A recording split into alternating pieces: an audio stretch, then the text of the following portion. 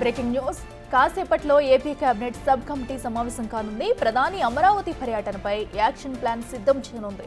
వచ్చే నెల 2న అమరావతికి రానున్నారు మోడీ. రాజధాని పునర్నిర్మాణ పనులకు శ్రీకారం చుట్టనున్నారు. దాంతో పాటు రోడ్ షో సైతం నిర్వహించనున్నారు. ప్రధాని మోడీ ల్యాండ్ అయ్యాక చేపట్టే కార్యక్రమాలపై చర్చించనుంది. కేబినెట్ సబ్ కమిటీ బహిరంగ సభ ఏర్పాట్లు, రోడ్ షోపై డిస్కస్ చేయనుంది. ఇప్పటికే ఉన్నతాధికారులు సైతం కసరత్తు మొదలుపెట్టారు.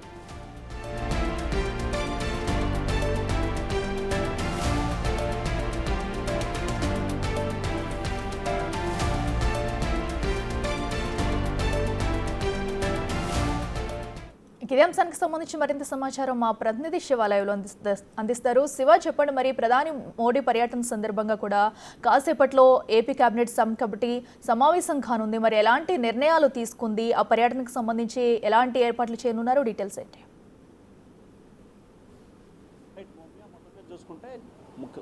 దాదాపుగా చూసుకుంటే రాజధాని ఏదైతే పునఃపనుల ప్రారంభానికి సంబంధించి కూడా ఏపీ ప్రభుత్వం శరవేగంగా అడుగులు వేస్తూ ఉంది. 64,000 కోట్ల రూపాయలకు సంబంధించి పనుల ప్రారంభోత్సవానికి, దాదాపుగా 92 రకాల పనుల ప్రారంభోత్సవానికి ఏపీ ప్రభుత్వం సిఆర్డీ సిద్ధమవుతున్న పరిస్థితి కనిపిస్తుంది. వచ్చే నెల 2వ తేదీన సాయంకాలం 4 గంటలకి ప్రధానమంత్రి నరేంద్ర మోడీ చేతుల మీదుగా రాజధాని పనుల పునఃప్రారంభానికి శంకుస్థాపన అలాగే ప్రారంభోత్సవం జరగబోతోంది. దీంట్లో ప్రధానంగా చూసుకుంటే కనుక ఈరోజు సాయంకాలం మధ్యాహ్నం 2 గంటల నుంచి 4 గంటల వరకు కూడా మంత్రివర్గ ఉపసంఘం సమావేశం కాబోతోంది. ఈ సమావేశంలో 6 మంత్రులతో ఉపసంఘం వేశారు. అయితే 3 మంత్రులు అందుబాటులో లేని నేపథ్యంలో 3 మంత్రులతో పాటు మిగిలిన అధికారులు ఈ సమావేశంలో పాల్గొనబోతున్నారు.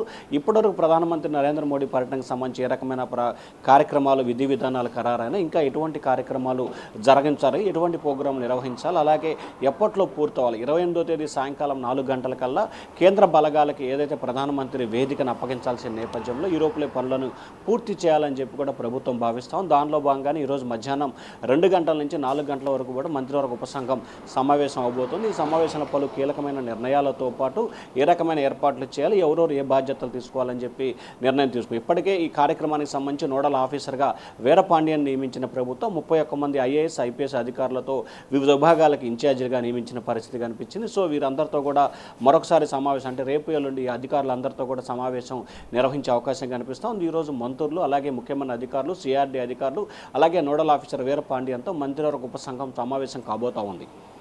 Right, thank you.